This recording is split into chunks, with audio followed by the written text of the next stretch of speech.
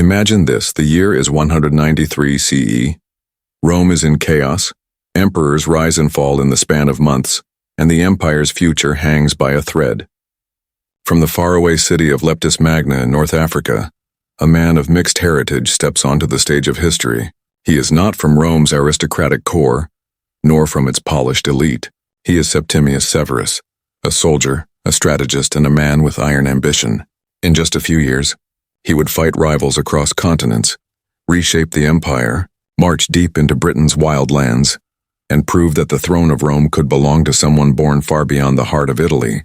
This is the story of the emperor who defied tradition, carved his name into history, and showed the world that greatness can rise from the empire's very edges.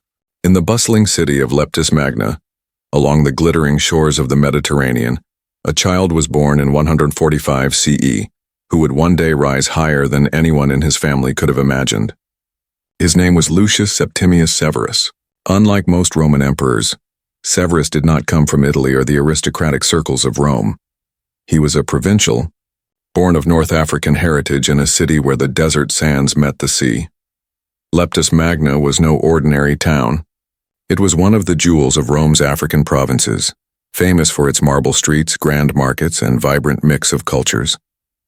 Traders from across the empire passed through its harbors, Greeks, Berbers, Phoenicians, Egyptians, bringing with them goods, languages, and ideas. This was the world young Severus grew up in, a place where Rome's power met Africa's soul. His family was well off. They belonged to the local elite of Punic and Berber descent, families who had embraced Roman citizenship generations earlier. His father held positions of prestige, and his mother's side included senators. Severus was not born a peasant or a soldier's son. He was born into opportunity, but not into power. He had to carve that out for himself. From an early age, he was drawn to learning. He studied Latin and Greek, though at first he struggled with Latin's refined Roman style. His African accent marked him in the capital years later, but it never stopped his ambition. His teachers trained him in law, rhetoric, and philosophy, the essential tools for anyone who wanted to make a mark in Roman politics. But beyond the classroom, Severus grew up with the stories of the desert, the tales of resilience, of survival, of endurance in harsh lands. These lessons of toughness would stay with him long after he left Africa. At 18, Severus took his first great leap. He left behind the warmth of Leptis Magna, its colorful markets and the salty winds of the Mediterranean, and sailed for Rome itself. Imagine the scene. A young man of dark complexion dressed in provincial robes walking the marble streets of the imperial capital for the first time. Around him towered temples, palaces, and the forum where the Senate debated. Rome was dazzling, but it was also intimidating. For many, the city could swallow dreams whole. Severus knew the odds were against him. The aristocrats of Rome, proud of their old Italian bloodlines, looked down on newcomers from the provinces. But he was determined. He understood that in Rome, success did not depend only on noble birth. It depended on ambition, discipline, and connections.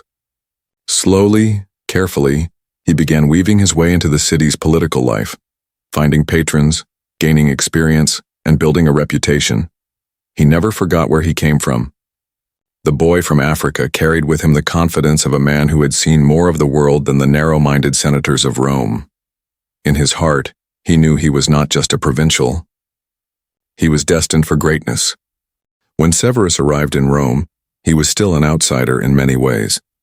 The capital was a world of sharp contrasts, glittering with wealth and grandeur, but also riddled with corruption, jealousy, and deadly ambition. For a provincial from Africa, the path upward was never smooth. Yet Severus understood something crucial. In Rome, survival required patience and power required strategy. He began modestly, serving in the Senate and taking smaller administrative roles. But even these positions were dangerous. Senators could be accused of treason for a careless word, and rivalries often ended with poison or daggers. Severus learned to navigate this treacherous terrain by speaking little, observing much, and moving carefully. He was not a flamboyant man. He was calculated, someone who thought 2 steps ahead before making a move. His career took him across the provinces. He governed in Spain, then Gaul, and served in places like Sardinia and Syria. Each post hardened him, teaching him not only the art of governance but also the importance of the army. Rome was vast, and every governor who kept order knew that legions, not senators, were the real foundation of power.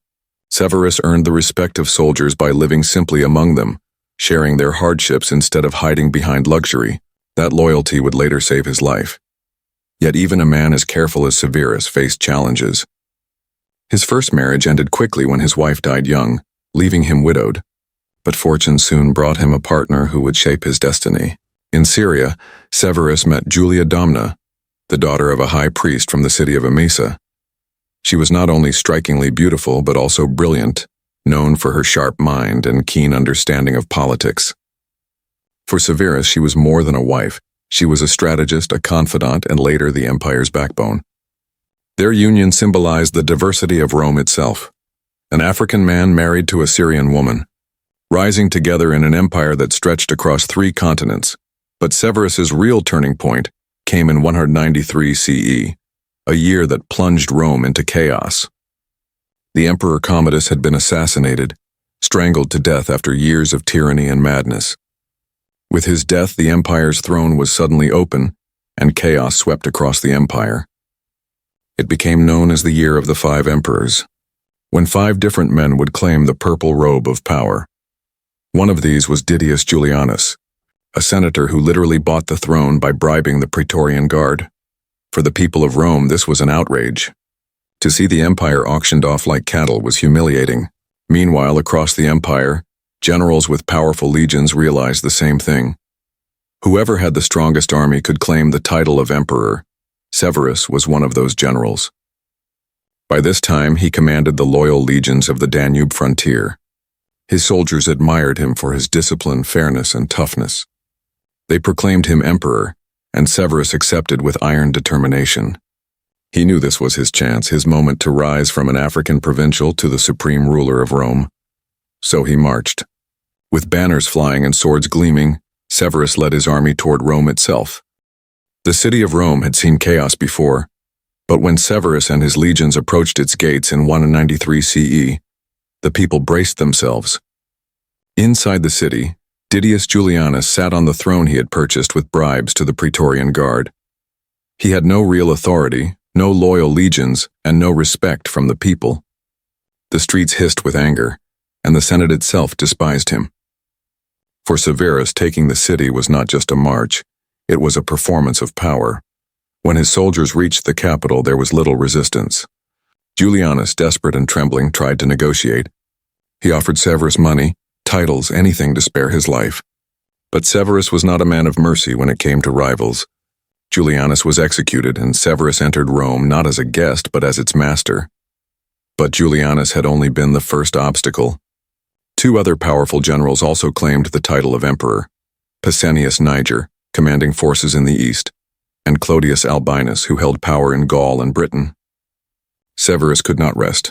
He knew that as long as rivals lived, his throne was fragile. He moved swiftly against Niger first, marching his legions eastward. Severus confronted him in Asia Minor. The decisive clash came near Issus in 194 CE, the same battlefield where Alexander the Great had defeated the Persian king centuries earlier. The echoes of history must have been heavy in the air. Severus crushed Niger's forces with brutal efficiency. Niger was captured and killed, his head displayed to remind the world what happened to challengers. Then Severus turned west. His former ally, Clodius Albinus, had declared himself emperor in Gaul. The confrontation was enormous. Tens of thousands of soldiers met in a bloody struggle near Lugdunum, modern Lyon, France. Ancient sources describe it as one of the fiercest battles Rome had ever seen. The clash lasted for hours, legions colliding in clouds of dust and blood. In the end, Severus's discipline and tactics prevailed. Albinus took his own life, and Severus secured his position as sole emperor. Now Rome had a new master. But Severus was different from the emperors who had come before. He was not a man who sought approval from the Senate or the aristocracy. In truth, he distrusted them deeply. They looked at him and saw a provincial outsider, an African-born man with no ancient Roman bloodline. Severus saw them as dangerous snakes, always whispering, always plotting. He knew his real strength came from elsewhere, from the legions. To secure his rule, Severus restructured power. He poured wealth and privileges into the army, making soldiers loyal to him above all else. He allowed them to marry officially for the first time, binding their families' futures to the empire. And to the Praetorian Guard, the same force that had auctioned the throne to Julianus, he sent a clear message. Loyalty was no longer for sale. He purged their ranks, replacing them with men from his own provinces. The people of Rome learned quickly that this was not a soft or indecisive emperor. Septimius Severus had risen from Africa, seized the empire with steel, and now ruled with iron in his heart. With his rivals gone and the throne secured, Severus turned his attention to shaping the empire in his own image. He was no longer just the African outsider who had fought his way to Rome's highest seat. He was now Augustus, the supreme emperor of the Roman world. But unlike many before him, Severus never forgot where he came from. One of his first grand projects was in his homeland of Leptis Magna. The city that had nurtured him became a showcase of his power and pride. He ordered massive building projects that transformed it into one of the most dazzling cities in the empire. Marble arches soared into the sky, basilicas and forums spread across the city, and an ornate marketplace buzzed with life. To anyone who visited, it was clear the Emperor of Rome was also a son of Africa. His legacy would not only be written in the capital but also in the sands of Libya. Even today, the ruins of Leptis Magna remain some of the most extraordinary in the Roman world, a monument to Severus's vision. But Severus was not a man who ruled by monuments alone. He understood that the empire's greatest strength and its greatest danger was the army.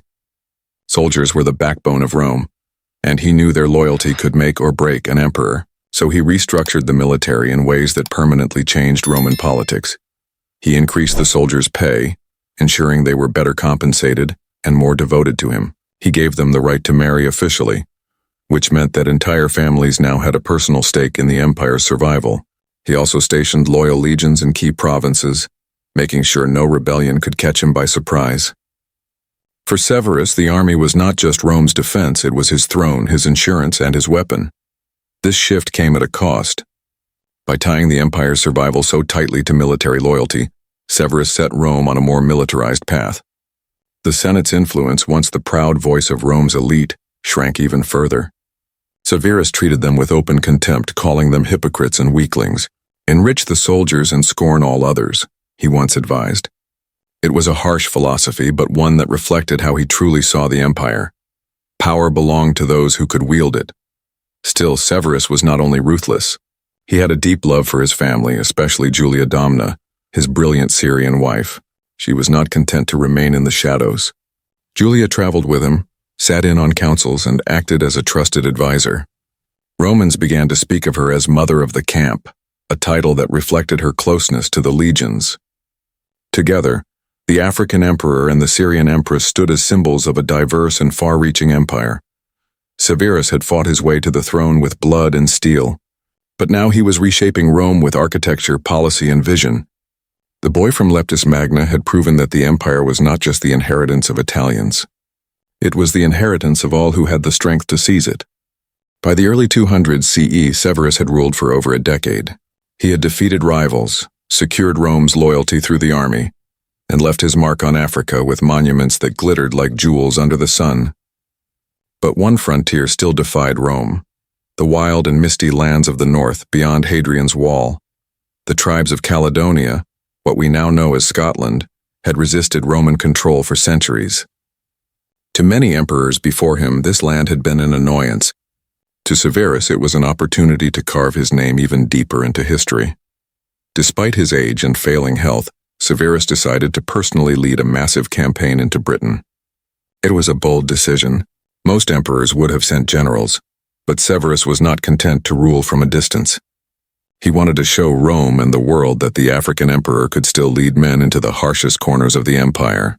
In 208 CE, he arrived in Britannia, bringing not only his legions but also his wife Julia Domna and his two sons, Caracalla and Geta. The image was striking. An emperor born in Africa, his Syrian empress by his side, and their heirs marching with them into the cold, wet wilderness of Britain. It was a family campaign, but it was also a test. Severus hoped to teach his sons the realities of power, Lessons not found in books or palaces, but in the mud and blood of war. The campaign was brutal from the start. The Caledonian tribes knew their land well. They refused to fight in open battle, instead retreating into forests, bogs, and mountains. They launched ambushes, harassed Roman supply lines, and struck quickly before vanishing into the mist. Roman sources describe entire villages set ablaze, crops destroyed, and thousands killed as Severus sought to break their resistance. The emperor's orders were ruthless: scorch the earth, spare no one who stood in Rome's way. The terrain made everything harder. Soldiers trudged through endless rain, their armor rusting, their spirits heavy. The forests were thick, the rivers cold and swift, and the hills unforgiving. Yet Severus pressed on, his determination as unyielding as ever. Even as his body weakened with illness, his mind remained sharp. He directed campaigns with relentless energy, refusing to let age or sickness diminish his authority. But while Rome pushed deeper into Caledonia, cracks appeared within his own family. His sons, Caracalla and Geta, were supposed to learn discipline and unity under their father's watchful eye. Instead, they quarreled constantly, each jealous of the other, each hungry for the power that would one day be theirs. Julia Domna often played the peacemaker, but even she struggled to keep her sons from open hostility. By 211 CE, Severus's health was failing rapidly. He could no longer ride into battle and had to be carried in a litter. In the city of Eboracum, modern-day York, he lay on his deathbed. The campaign in Britain had drained him, yet his spirit remained unbroken. His son stood by his side, still bickering, still restless. With his last strength, Severus is said to have whispered advice that summed up his philosophy of power. Be harmonious, enrich the soldiers and scorn all others. Shortly after, the African emperor breathed his last, far from the sunlit streets of Leptis Magna. His journey had begun in Africa's sands and ended in Britain's cold mist. Severus was now in his late 50s, an age considered old for a soldier emperor who had spent decades in constant battle. His body was worn, and his health faltered often. Yet the fire in his spirit never dimmed. In 208 CE, despite warnings from his physicians and pleas from his family, Severus made a decision that shocked the Roman elite. He would personally lead one last campaign into the rugged lands of northern Britain, against the tribes Rome had never fully subdued. For Severus, this was more than a military campaign. It was his legacy. He wanted to secure the frontier, to build something lasting that would bear his name. His sons, Caracalla and Geta, accompanied him, but even their relationship reflected the divisions at Rome's heart. The brothers constantly quarreled, their rivalry growing so bitter that Severus often scolded them, saying, "Be good to each other, enrich the soldiers, and care little for the rest." These were the words of a man who understood how fragile power truly was. The march north was brutal. Britain's climate was cold and unforgiving, its land thick with forests and swamps that slowed the Roman advance. The tribes, fierce and resourceful, avoided open battle, preferring ambushes and raids. Every step forward cost Severus's legions dearly. Still, the emperor pressed on, commanding from a litter carried by soldiers when his body was too weak to walk or ride. To his men, it was a powerful sight. Their emperor, frail but unyielding, enduring the same hardships they did. The campaign achieved mixed results.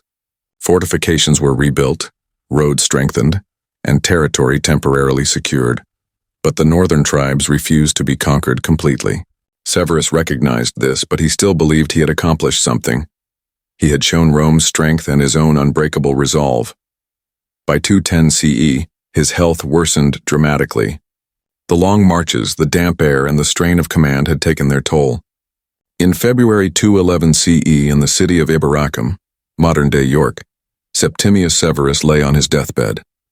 Surrounded by his family and generals, he gave his final words: "Keep the soldiers rich, and do not bother about anything else."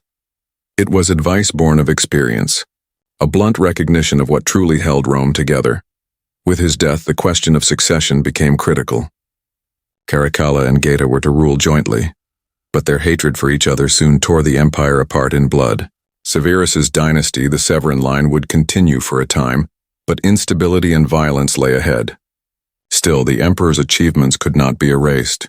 He had risen from the edges of the empire, from a North African city few in Rome had once cared about, to sit on the throne of the Caesars. He had expanded Rome's borders, strengthened its armies, and left behind monuments that still bore his name. For the people of Leptis Magna, he was more than a Roman emperor.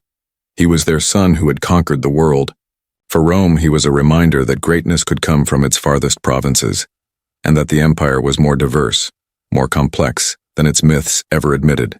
Septimius Severus had lived as a soldier, ruled as a conqueror, and died as one of Rome's most remarkable emperors. From the sands of North Africa to the throne of Rome, Septimius Severus proved that power could rise from the empire's farthest edges. He died far from home, but his legacy lives on, as the soldier who became emperor and the outsider who changed Rome forever.